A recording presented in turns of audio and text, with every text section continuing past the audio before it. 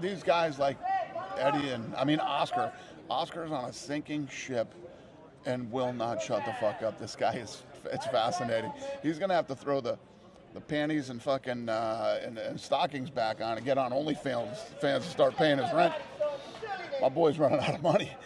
His ship is sinking very fast, and he's talking shit all the way down. Is that what you wanted? Is that what you wanted, everybody? There you go. That about wraps it up with Dana.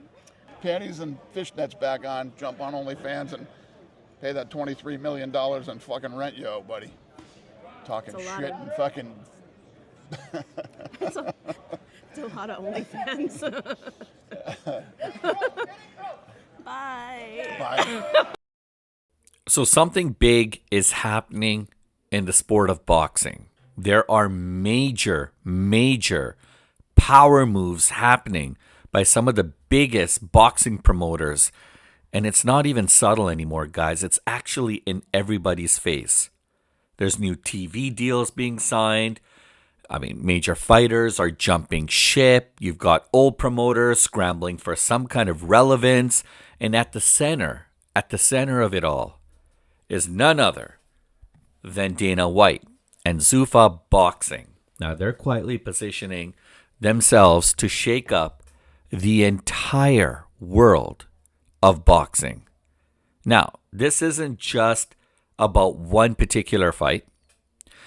This is actually about total control, providing a new era in global sports entertainment, especially when it comes to the world of combat sports. So let's talk about it, guys. Let's do a deep dive. And before we get into it, welcome back, everybody. Welcome to Duality 7X. I'm your host, Shiraz, and on this channel, we try to cover all the latest trending, hottest stories when it comes to the world of MMA, UFC, WWE, and boxing. We have real fight analysis here, guys. There's no fluff, no fillers, no biasness, just straight up talk. Straight up real talk, guys. So if you guys are into real fight talk, then you guys are definitely at the right place. So all we ask is that you smash the like and subscribe and hit the bell notification so you never miss a beat. Now, let's get back into what we wanted to talk about. And let's talk about Zuffa Boxing, because the power shift is no longer theoretical. It's actually happening. And as I mentioned, it's happening before our very eyes. So another week, another sign that Zuffa Boxing is here to stay. And it's gaining some serious traction, guys. Whether you like it, whether you don't like it, I think it's completely irrelevant because Dana White has an agenda. Okay? There were a lot of people speaking out against their inaugural event that happened at the Meta Apex Center on January 23rd in Las Vegas, just about a couple miles down or a mile down from the T-Mobile Arena.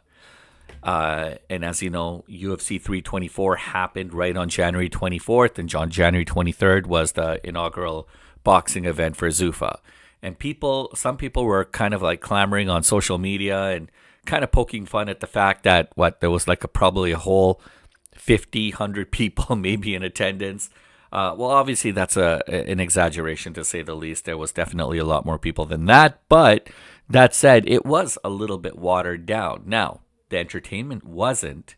Perhaps maybe the look and the feel when it comes to some of the bigger hype boxing events. Yeah, there was a stark contrast. But these guys are just getting started. And the whole point, the whole premise behind Zuffa Boxing is to provide high-value content, quality content, and they're trying to mitigate from having to spend a lot of money while providing that content. Now, it's not obviously at the level of UFC content, but it's going to get there, and it's going to happen. These guys are just getting started, all right? Now, speaking after the promotion's second event, Dana White obviously made it very, very clear, if you guys watched it, that the original game plan was 12 shows in 2026, and that may already be outdated, okay? Because with all these new relationships being put together broadcast relationships. They're just kind of, and these are happening not just with Paramount, guys, but now with Netflix. And I mean, Dana White says that Zuffa Boxing is moving faster than he ever expected. So there's a lot of things happening. So by the end of 2026, I think things are going to be a lot different for Zuffa Boxing, and they're going to be quite impressive. And I think it's going to be really exciting to see. It's not. I don't think this is all hype, guys. I think it's just a matter of positioning, and he's trying to do it in a very meticulous manner. So he's trying to be very strategic and tactful at the same time, right? So timing definitely matters, right? Because this is the push, right? This push is happening while the traditional boxing establishment is under some serious pressure. And you guys saw the opening video that I had for you guys. I mean, there's no love lost between Dana White and Oscar De La Hoya of Golden Boy.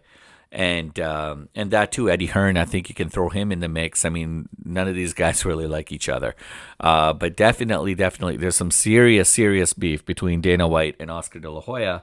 And so, I mean, and look, Oscar De La Hoya with Golden Boy has been around for a long time. And now it seems like, according to sources, they could be in some kind of financial trouble. So it's really hard to be able to ascertain exactly what's going on. We don't have all the details, but we're watching it. We're watching it on a day-to-day basis, and we're going to be able to uncover whatever stories kind of come out of that. But Oscar De La Hoya, Golden Boy, they still haven't landed a deal properly with DAZN, and so this is all really interesting. There's a lot of things happening behind the scenes, and it seems like the old guard is definitely struggling a little bit. But I mean, you got to factor in the current landscape when it comes to boxing, right? I mean, Top Rank. Remember Top Rank, guys, Bob Arum. I mean, Top Rank was once a huge powerhouse, right? And still without a major broadcast partner after losing ESPN, right? And its latest unification bout, honestly, like starring a 23-year-old rising contender, aired on a fast channel. So what does that tell you guys, right? And like just kind of going back to like Oscar De La Hoya with Golden Boy, I mean, still as I alluded to, still trying to negotiate that deal with DAZN, and yeah, he apparently Oscar De La Hoya is facing foreclosure on the building housing that his company is headquartered at. That's deep, guys. That's serious. So when people were talking about the financial pressures that people like Oscar De La Hoya and a lot of these promoters are undergoing, it's not a joke. I mean, these are very serious, and it's actually happening, guys. Right? So anyhow, like Dana White didn't mince his words at all. I mean, Dana White. If you saw the video earlier, he was talking about how Oscar De La Hoya is probably going to have to get an OnlyFans account to start paying his rent. I mean, yeah, it's quite, it's kind of like a low blow. It's kind of crude, but I mean, there's an underlying message there. I mean, look, again, there's no love lost between these guys. And, Dana White's trying to expose these old guard promoters as being kind of like overly burdened and, not enough hype. He's trying to offer fighters a new look, a new feel that's been tried, tested, and proven within the UFC. No drama, no fluff, and an opportunity to actually grow, right? And so a lot of boxers are starting to pay attention. And so, I mean, like, Zuffa is, look, no matter how you guys want to dice it, like, Zuffa is actively negotiating with fighters, right? I mean, particularly those that are unsettled by the instability that's happening elsewhere. Okay, and Dana White is essentially trying to build Zuffa Boxing the same way he built the UFC. Centralized control, right? Clear branding, star driven matchmaking. Okay, like he's got stars under the one umbrella, right? And eventually your own Zuffa titles. But the whole centralization. This is how Dana White's able to control all aspects from A to Z. right? So he's not waiting on promoters, he's not waiting on other sanctioning bodies, and he's not waiting on all the savory characters that are hanging around the sport of boxing. I mean, look, he's trying to get deals done, and he's trying to get things done within a reasonable time frame. So fighters like this, because the last thing fighters want is any kind of potential turmoil, disruption, anything that could be somewhat volatile and chaotic in when it comes to them getting paid, for instance. So these are very, very big issues, right? So anyhow, Dana White is out there, and he's mass marketing hard. And he's going to try to work with a lot of these fighters, veterans and up and comers.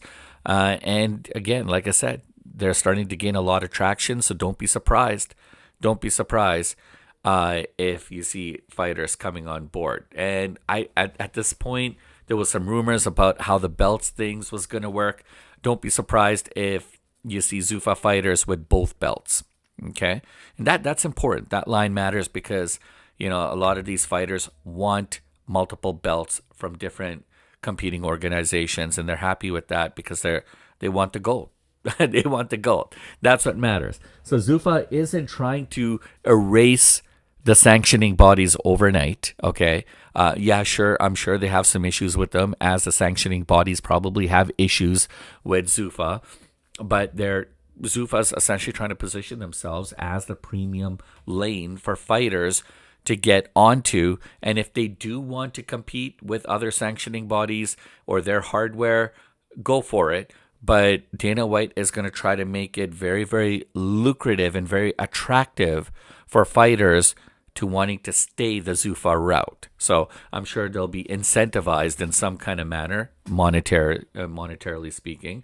But yeah, bottom line, there's going to be a lot of big fights on the horizon, and that's what's really exciting a lot of people, including myself, because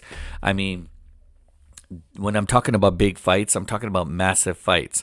Like Zuffa, it's been reported that Zuffa's been tied to a potential Tyson Fury April 11th return.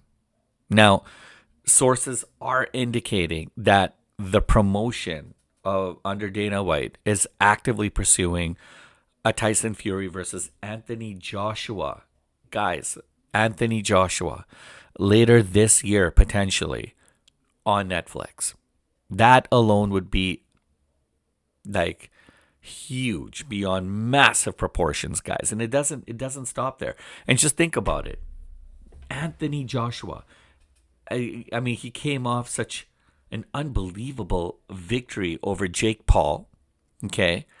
And then the circumstances surrounding Anthony Joshua literally 10 days after that fight was absolutely devastating to the point where Anthony Joshua essentially told everybody that he's retiring. That there's bigger things, than the sport of boxing itself. And I'm not going to disagree. Boxing is just, honestly, it's here. It's for our entertainment. We love it. We love watching it. But what Anthony had to endure is very, very sad. Watching two of his best friends, people who are like mentors and brothers to him, to have passed away. It's absolutely terrible. And but yeah, I personally don't think Anthony Joshua's done. I mean, boxing is his life. It's his career. It's the career that he's been very, very successful at, and he's made a lot of money doing it. And I don't see him stopping anytime soon. So if he does, right now he's going to take some time off, and then he's going to come back. And if there is a potential fight between him and Tyson Fury, potentially at the end of the year, well, get ready, guys, and buckle up, because it's about to get bumpy and pretty damn exciting. All right. So anyways, guys, when I said that Zuffa's not stopping at that fight, they're not. They're planning a Mexican Independence weekend card in the United States designed to complement Canelo Alvarez's Saudi Arabia bout earlier that day. All right? And that's not competition. That's called coordination, right? It signals some serious confidence. All right. So, look, I mean, Zuffa is doing all the right things. Okay, and other fighters have essentially, like, Jose Rayo Valenzuela essentially returned with a very strong win, and immediately called out for Shakur Stevenson, right? And if you guys know, Shakur Stevenson, it just beat Teofimo Lopez. And then right after the fight was done, Shakur Stevenson called out Conor Benn, right? But now Valenzuela's like, hey, Shakur, let's step up because I could be your biggest nightmare. I could be your biggest challenge to date. So this is a matchup potentially between Valenzuela and Stevenson that Dana White essentially confirmed is entirely possible under the umbrella of Zuffa. So, yeah, guys, I mean, this could be pretty exciting, guys. And look, I mean, honestly, Dana White summed it up by pretty much saying that we're putting on shows. That's it. That's the pitch, guys. And I mean, the buzz is real, right? And so when you've got former fighters like Caleb Plant, like former champions, shall I say, they were in attendance. Dana White's potentially in talks with like multiple big known fighters, including recently signed IBF cruiserweight champion Jai Opetia, and I mean, people are starting to question who his next opponent is going to be, and if it's going to be potentially finalized this week, because that's going to be groundbreaking, guys, right? And so like then you've got like Matchroom Boxing, you've got Eddie Hearn, you got Queensberry with Frank Warren, and I mean Eddie Hearn himself has publicly questioned Zuffa's last opening. But behind the scenes, I mean, Hearn recently reached out to Dana about a possible meeting. Interesting. And White didn't rush to respond. But, I mean, look, this guy's been doing a lot of these nutty interviews, and then all of a sudden he wants to talk. So, I mean, that tells you everything, right? And obviously Dana White's a little pissed right now, a little disappointed in Eddie Hearn. But it'll be interesting to see what they actually want to talk about, right? I'm curious, right? So anyways, guys, I mean, Zuffa is pressed to go forward with their plans. And while they do it, they want to leave everybody in the dust. And it seems like it's happening already, right?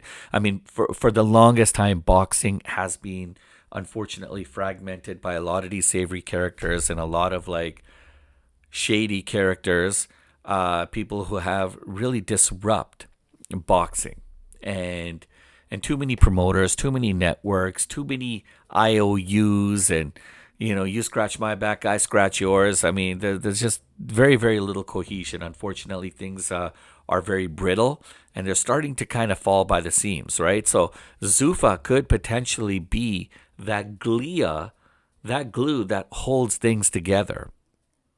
What a lot of people think could be very detrimental to the sport of boxing and sports entertainment, Zuffa could, on the flip side, actually be the catalyst to bring everybody together and make, I can't believe I'm saying this, but make boxing great again.